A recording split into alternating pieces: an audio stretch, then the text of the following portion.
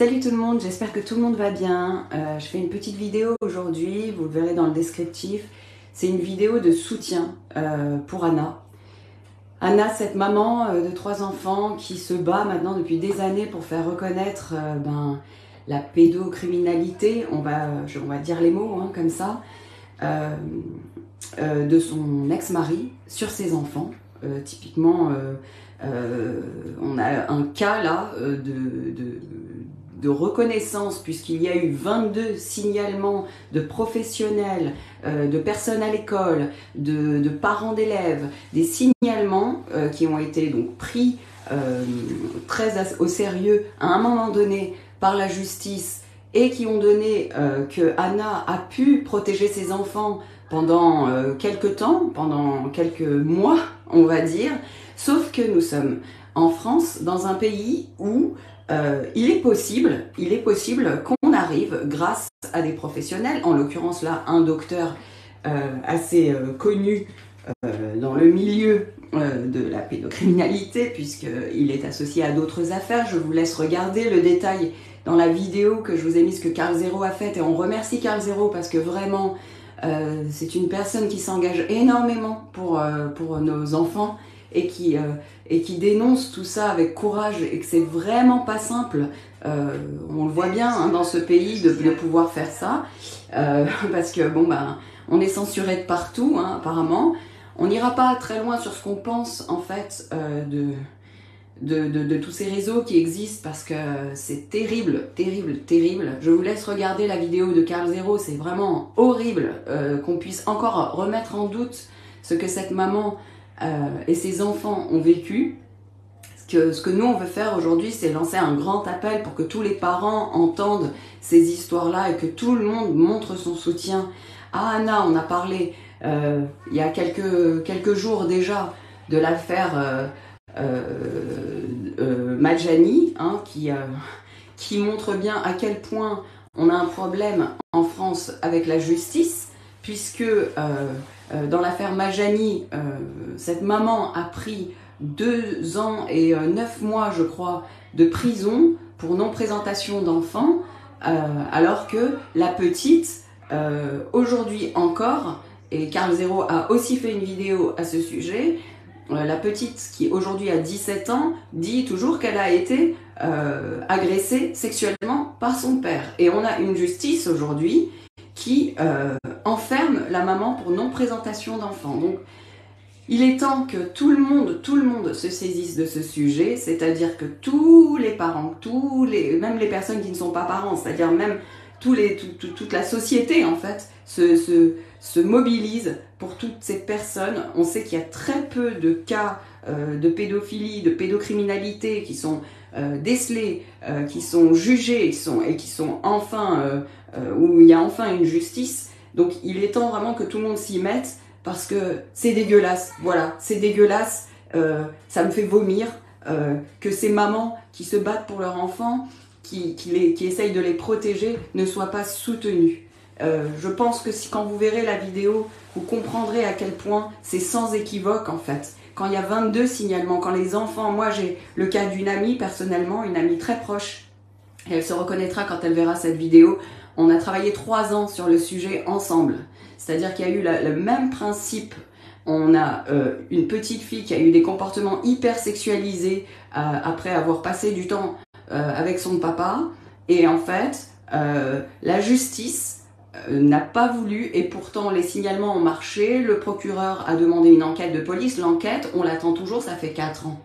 L'enfant a été protégé quelque temps, a été mis en milieu médiatisé pour voir son père, et puis finalement, qu'est-ce qu'on fait? On remet toujours des fautes sur la maman. Oui, mais vous l'avez filmé, c'est bizarre. Bah oui, parce qu'en fait, quand on n'est pas entendu, on finit par avoir envie d'avoir des preuves en fait. C'est-à-dire qu'on cherche la preuve quand on est une maman qui veut protéger son enfant. La preuve, on la cherche d'une manière ou d'une autre, et on est conseillé d'ailleurs, les amis, moi la première, j'ai dit filme, essaye de faire quelque chose, parce que moi je les ai vus, ces comportements hyper sexualisés d'une enfant de 2 ans, et c'est pas des comportements sains, normaux. Donc une enfant de 2 ans ne peut pas reproduire ce genre de choses comme dans l'affaire Anna, où une enfant de 4 ans ne peut pas avoir fait ce qu'elle a fait. En l'occurrence, vous irez voir la vidéo parce que c'est vraiment écœurant de voir une enfant faire ça. C'est impossible. Et d'ailleurs, à la fin de la vidéo, allez jusqu'au bout.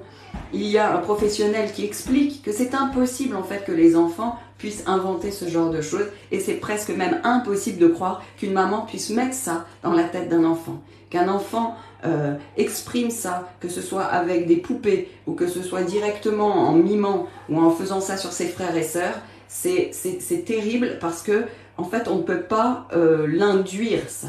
Alors c'est cette espèce de mot là terrible qui s'appelle l'aliénation parentale qui a été utilisé à tout va en fait pour dire non mais c'est la maman qui met des choses dans la tête ou c'est le parent qui dénonce qui a mis des choses dans la tête parce que c'est pas toujours les mamans même si c'est dans beaucoup de cas peu importe il y a un moment donné on le sait et vous verrez sur la vidéo à la fin de la vidéo il y a je ne sais combien de milliers de cas non résolus, non traités, non parce que en fait on ne veut pas croire la maman, on ne veut pas croire même les enfants. Donc c'est ça qui est terrible. On a un système qui ne protège pas, encore une fois, les enfants. Je suis avec Pierrick et Cyprine qui ont aussi envie de dire un mot parce que enfin on est là ensemble, on est outrés, on a regardé cette vidéo ensemble et en fait on avait envie de faire un tout petit live pour dire purée mais saisissez-vous de ça, mettez des mots partout sur les réseaux. Pour ceux qui habitent près d'Aix-en-Provence, s'il vous plaît, allez-y demain. Allez, parce qu'elle est jugée demain, le 11 janvier 2023, au tribunal correctionnel d'Aix-en-Provence. Il faut absolument que cette maman soit soutenue. Elle n'a pas vu ses enfants depuis 2 ans. Ces enfants que le père, du coup, a emmenés dans les îles. Et elle risque 1 an de prison pour avoir essayé juste de protéger ses enfants qu'elle n'a pas au final pu protéger puisque ça fait 2 ans qu'ils sont avec le papa et que en fait ils ne voient même pas leur maman. Donc c'est hyper grave. C'est de la folie pure là. On est dans un inversement de tout, de la culpabilité, des valeurs, dans le monde à l'envers qu'on dénonce nous, les mamans louves, depuis je ne sais combien de temps maintenant. Ça fait 2 ans et demi maintenant qu'on dénonce ce monde à l'envers et ça suffit.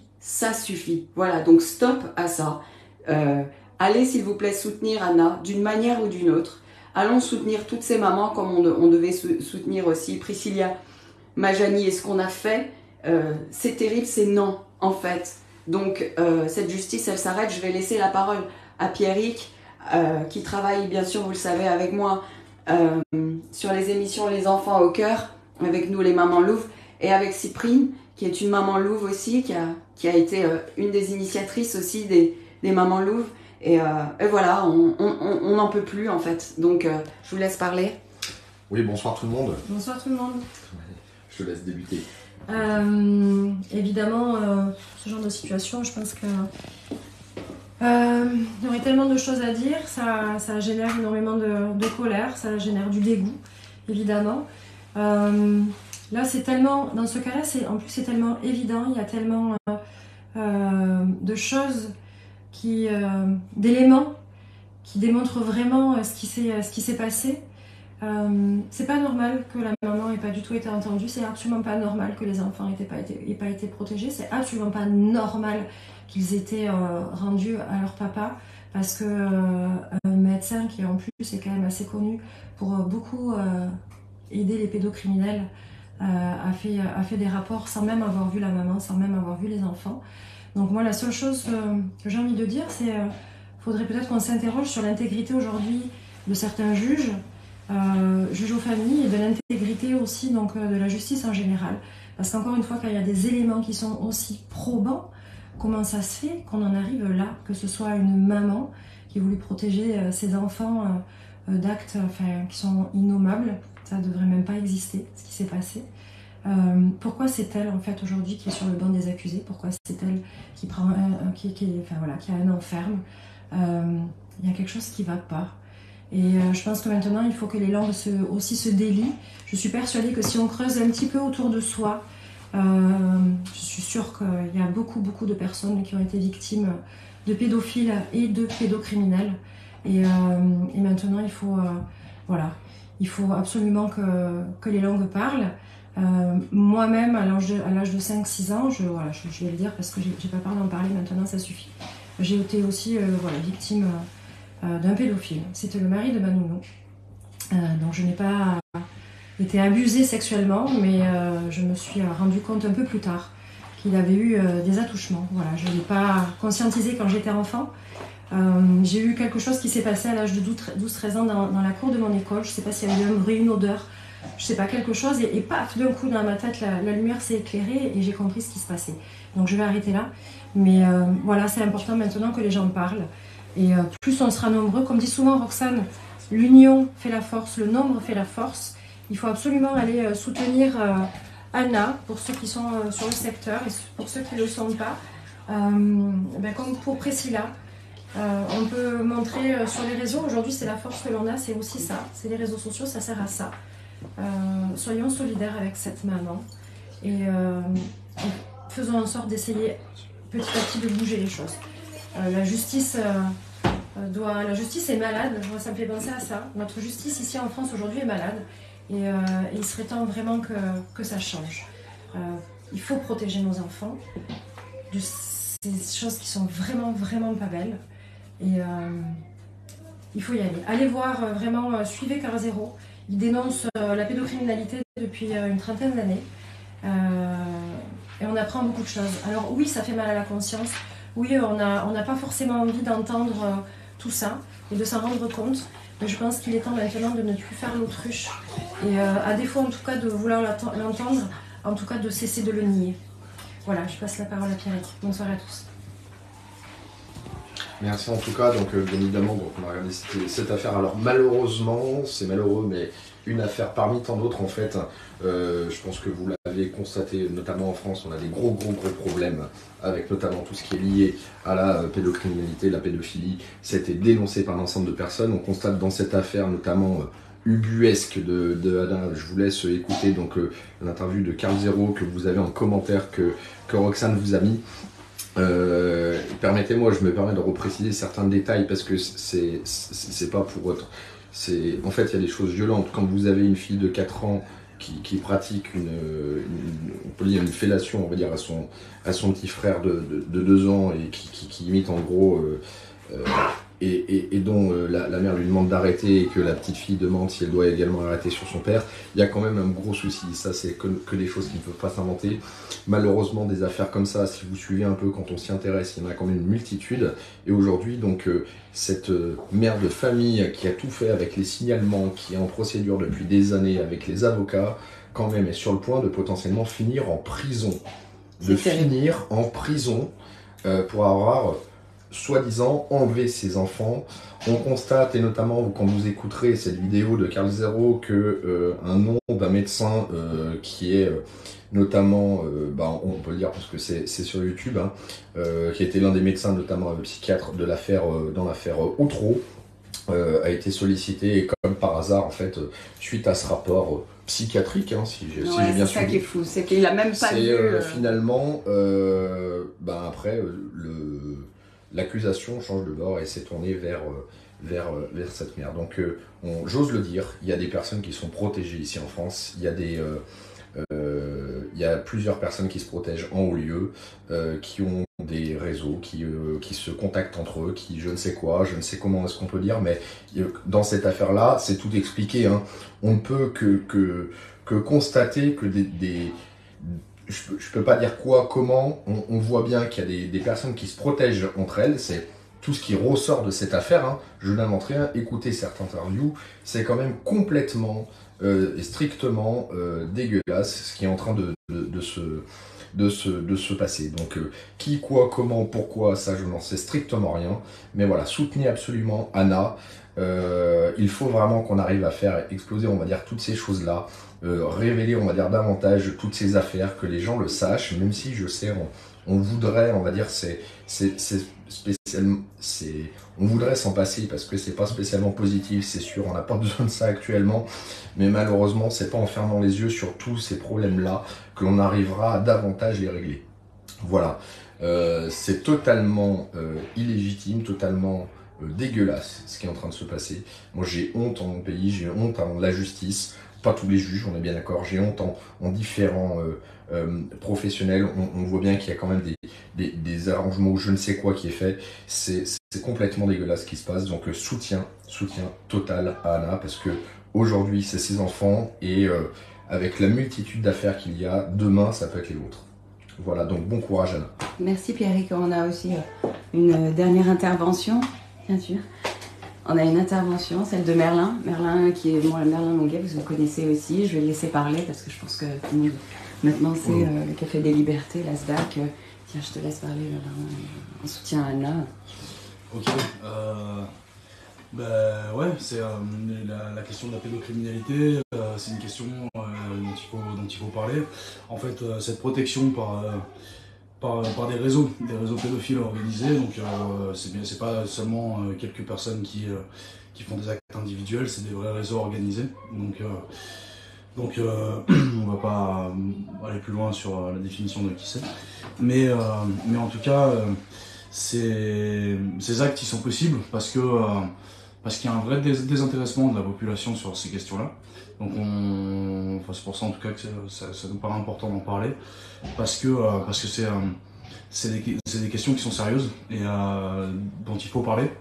Il y a pas plus tard que 5 jours, mercredi, on était devant le tribunal de cour d'appel d'Aix-en-Provence, qui est un petit peu le Epstein des tribunaux, hein, étant donné que toutes les affaires sont traitées là-bas, et qu'on a des juges qui donnent raison à des gens qui ont des pistons et le bras long, quoi, pour des trucs comme ça. La Priscilla Majani, c'est une histoire un peu similaire, et là la mère a chopé 2 ans et 9 mois de prison, donc voilà.